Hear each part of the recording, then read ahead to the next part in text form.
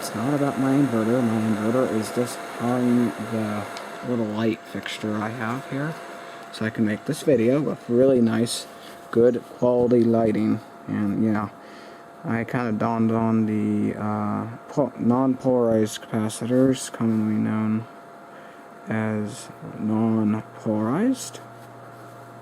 That is a non-polarized capacitor there. Okay? It doesn't matter which way you put them. You can put plus there, negative there, anyone. Here is a polarized axial capacitor. You can see the plus is indicated. I'm sorry about my shaky hands. I shake a bit, but here's the top. You can see the top's a bit different than the bottom. The bottom is actually metal, so the can is negative. So you see that stripe?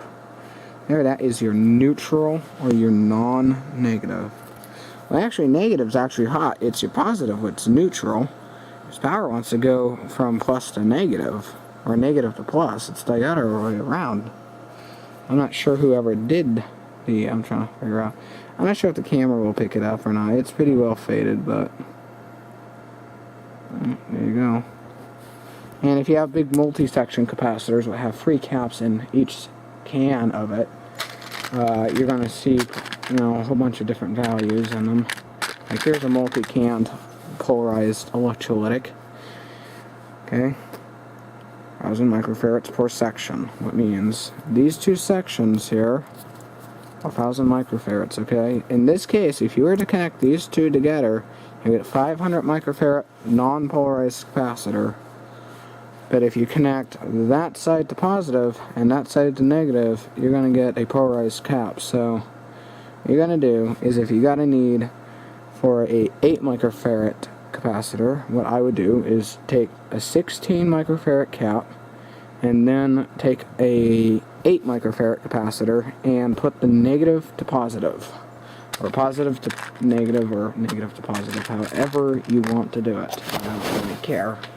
Okay, so I got 2 capacitors here.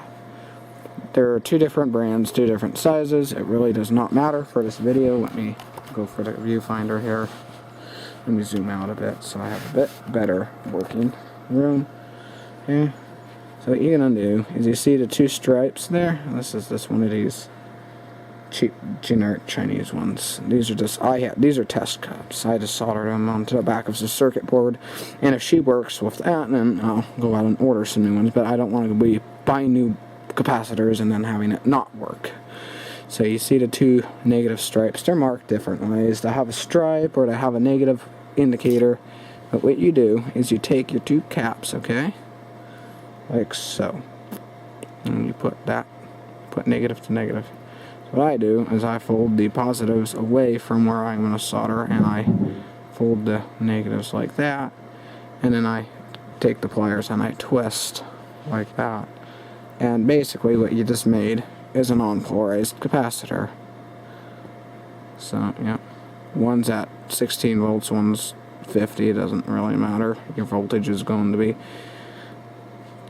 that voltage will add up, your microfarads will go lower. So if you got, you know, a 220 and a 30, your microfarage will be lower than what you're going to add.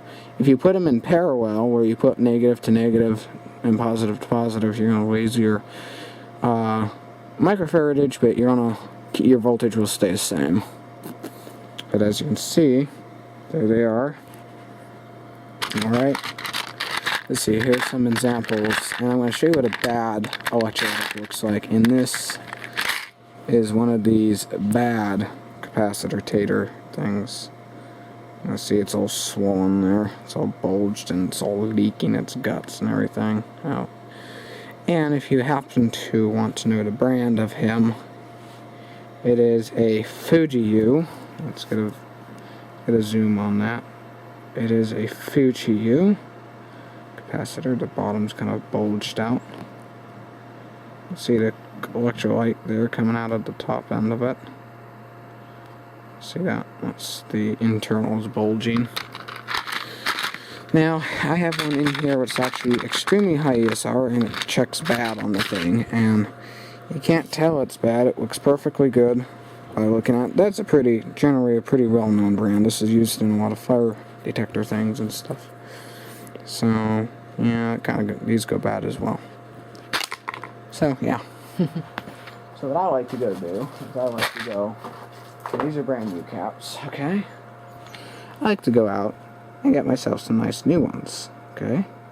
United Chemicon. These are pretty good caps. I haven't really seen too many bad United Chemicons. Yes, they have all had their issues one and another times. I have some Nichicons that are gone bad for no good reason, but they just did.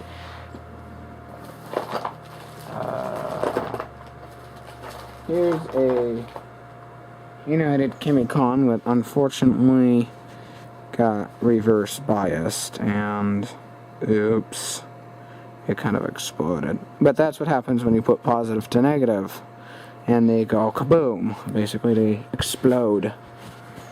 The older capacitors without the vents, let's see if I can find one here. I do not think I have one easy reach right now. Maybe there might be one. Oh, yes, I do actually. Okay, this is a non-vented capacitor, okay? So when it wants to explode, the bottom, that rubber cork, okay, is going to push out, and this part, if it's affixed to a circuit board, this part is going to go flying. Basically, it's going to turn into a little projectile, a little yellow projectile, and the guts will be pretty much scattered wherever it blew up, like the alfoil will be everywhere. I gotta post that video I made actually of one exploding, one axial cap, but I'm gonna keep it under 6 minutes here, or really 7 minutes.